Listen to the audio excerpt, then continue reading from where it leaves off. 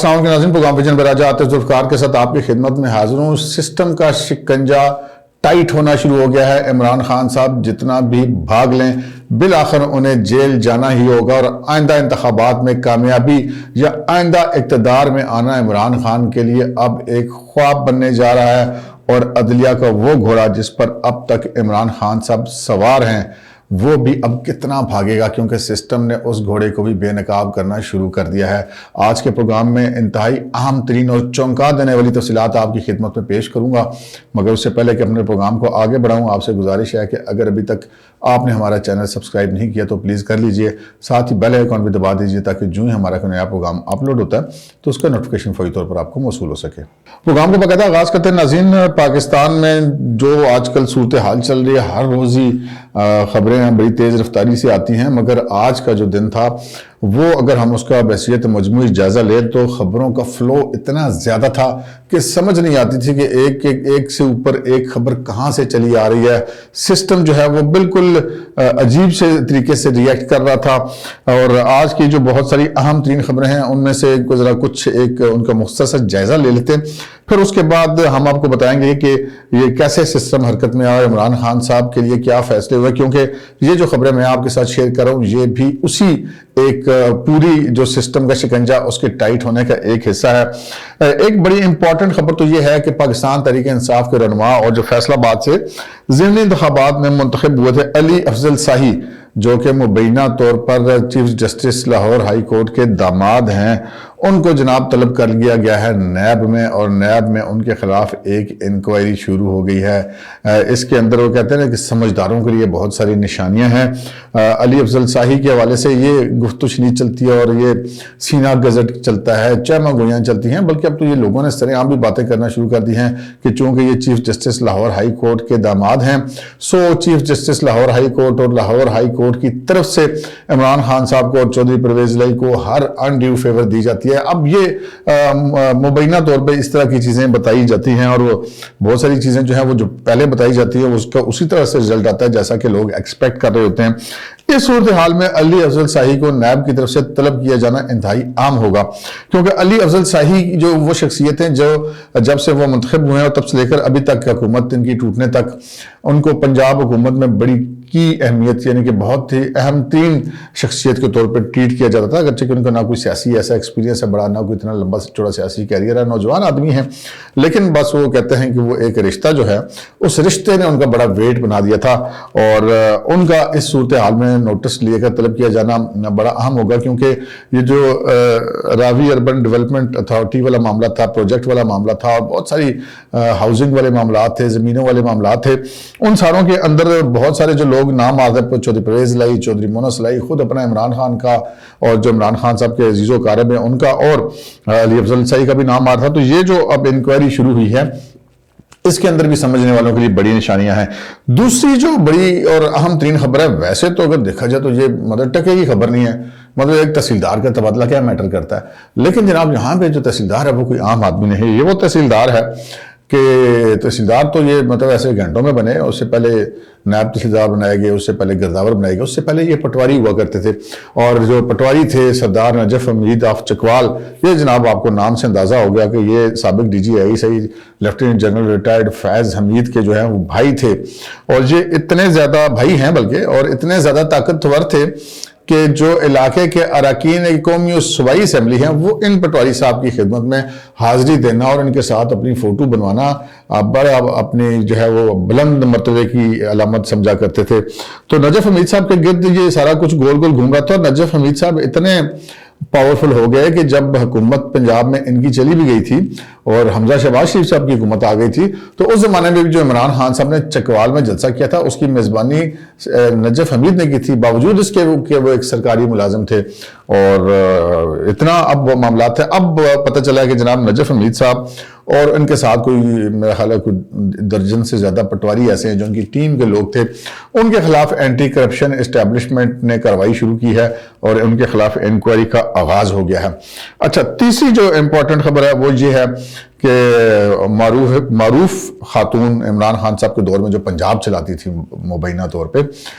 فرا گوگی، اور ان کے جو شوہر ہیں احسن جمیل گجر، ان دونوں کو جناب طلب کیا گیا ہے FIA کی طرف سے. ان دونوں کے خلاف پہلے جب حمزہ شہباز شریف صاحب حکومت میں تھے تو انہوں نے اینٹی کرپشن اسٹیبلشمنٹ میں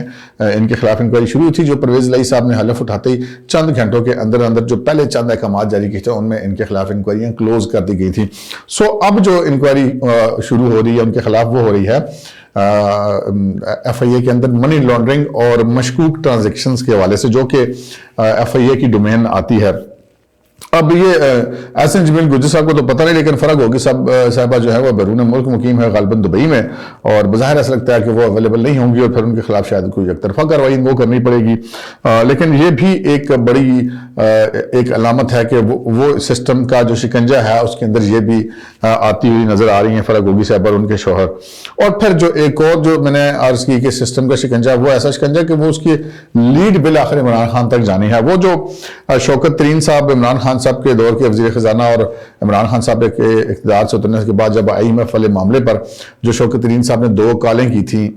مبینہ طور پر پنجاب اور KP کے وزرائے خزانہ کو, اور ان کے ساتھ جو ان کی گفتگو تھی جس سے یہ تاثر ملتا تھا کہ ان کی جو گفتگو ہے اس کا نتیجہ پاکستان کے ڈیفالٹ کی طرف جاتا ہے, تو بڑا لوگوں کا اعتراض تھا کہ جس کے خلاف کارروائی کیوں نہیں جاری. اور شوکت ترین صاحب سیانے آدمی ہیں, وہ صورتحال کو سمجھ کر کے پاکستان سے نکل گئے تھے. ابھی وہ بیرون ملک مقیم ہیں, لیکن ان کے خلاف جو ہے وہ FIA نے کارروائی شروع کر دی ہے اور مقدمہ بھی درج ہو رہے ہیں اور ان کو اشتہاری قرار دینے کی کارروائی بھی کی جا رہی ہے. اور اگر کسی ایسے ملک میں جہاں سے انٹرپول کے لیے پاسبل ہوا ان کی گرفتاری, تو یہ گرفتار ہو کے پاکستان بھی شفٹ ہوں گے, دیگر لوگ بھی اس میں گرفتار ہوں گے, اور بالآخر یہ جو ہے اس کی لیڈ ایٹ دی اینڈ جا کے عمران خان صاحب کی طرف جانی ہے. تو سو یہ جو چند خبریں تھیں علی افضل شاہی کے حوالے سے, نجف حمید کے حوالے سے, فرح گوگی اور احسن جمیل گجر کے حوالے سے, شوکت ترین کے حوالے سے, یہ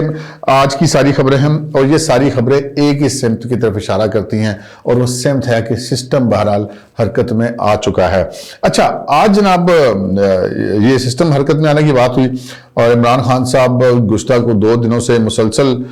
کل ان کی پہلے ضمانت کینسل ہوئی ادارے دہشت گردی اسلام آباد کی عدالت سے, وہ پیش نہیں ہو رہے تھے. بڑا ان کو موقع دیا گیا, 11-12 غالباً ان کو موقع دیے گئے, اور ایک بندہ عبوری ضمانت اور اس میں پیش بھی نہ ہو, 11-12 موقع دینا بھی ویسے از خود قانون کا مذاق اڑانے کی ہی مترادف ہے. اور وہ کہتے ہیں کہ ہم اگر کچھ عرض کریں گے تو شکایت ہوگی, اور صورتحال کچھ ایسی. اور عمران خان صاحب کے خلاف وہ 60 سے زیادہ مقدمے ہیں, انڈیو فیورز, جی اندھا دھند ان کو ریلیف دیا جاتا ہے,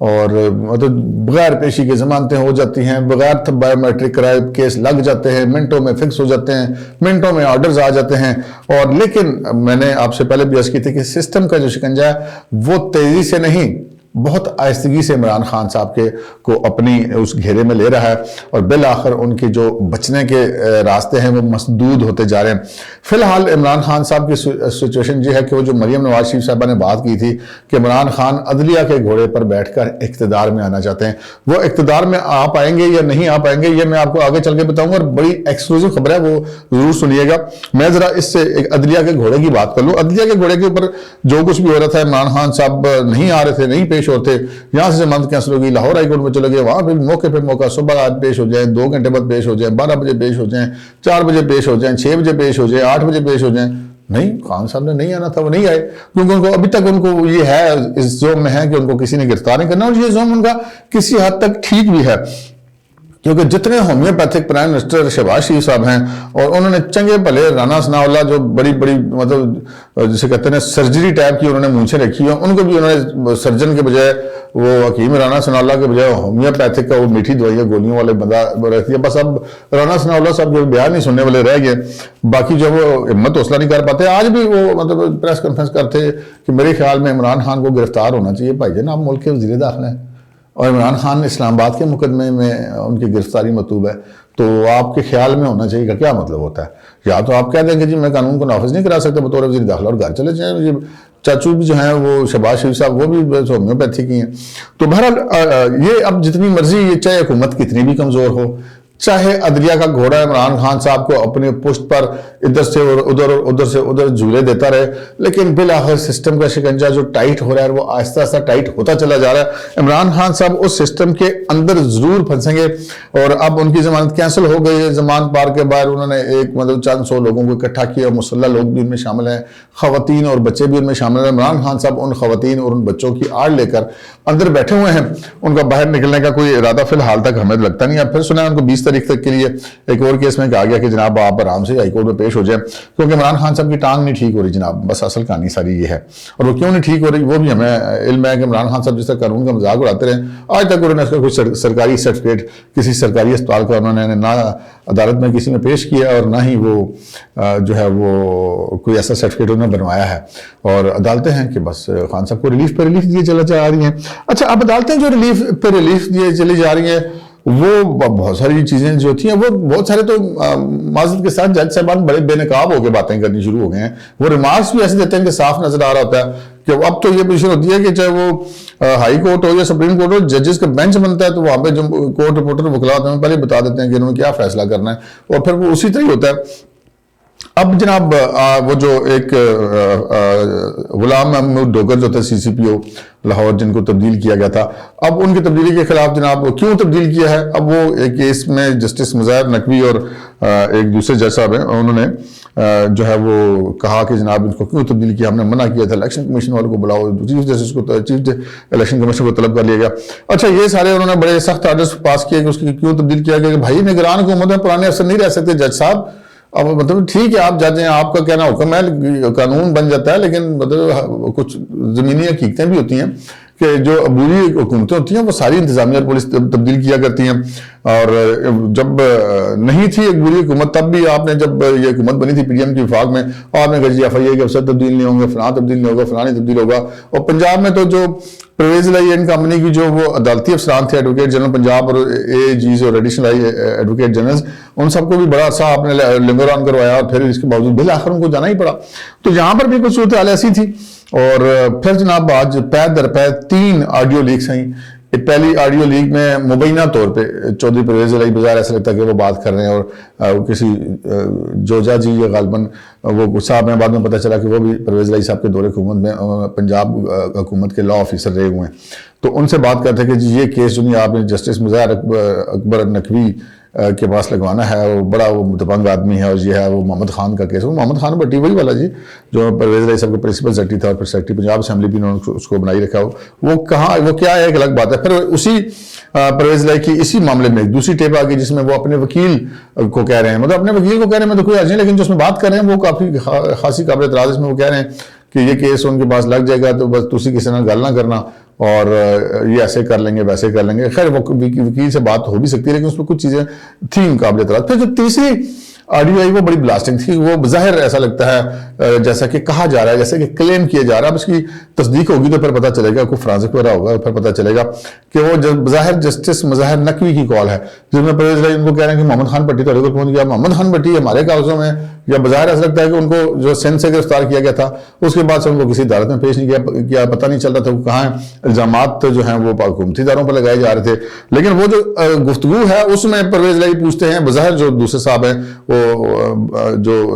ویڈیو لیک کرنے والے لوگ ہیں ان کے مطابق وہ جسٹس مظاہر نقوی ہیں، اور ان سے کہہ رہے ہیں کہ محمد خان تھوڑے کو پہنچ گیا، کہ ہاں جی پہنچ گیا تھوڑے کو، اور کہا جی میں آ رہا ہوں، ان کا جی تسی نہ آؤ، اور ان کا جی میں آ رہا ہوں، ان کا جی نہ آؤ، ان کا جی میں نکل پیا، اور ان کا جی چول صاحب تھوڑا اپنا گھر ہے جدو دل کرنا آ جانا، حالے کوئی ضرورت نہیں، انہوں نے کہا اور یار میں بس پہنچ گیا، میں سلام کرنا آ رہا ہوں۔ تو اس سے حقے بکے ہم رہا کہ یار یہ ایک بندہ جس کو پرویز الہی صاحب یہ کلیم کر رہے ہیں کہ وہ بھاگا ہوا ہے، وہ جو اس کو اٹھا لیا گیا ہے اور وہ اس کو غائب کر دیا گیا ہے، وہ کیا سپریم کورٹ کے ایک جج کے گھر میں موجود ہے؟ یہ ایک بڑی بلاسٹنگ فیکٹ تھا، اور بجا طور پر اس کا سپریم کورٹ بار ایسوسیشن نے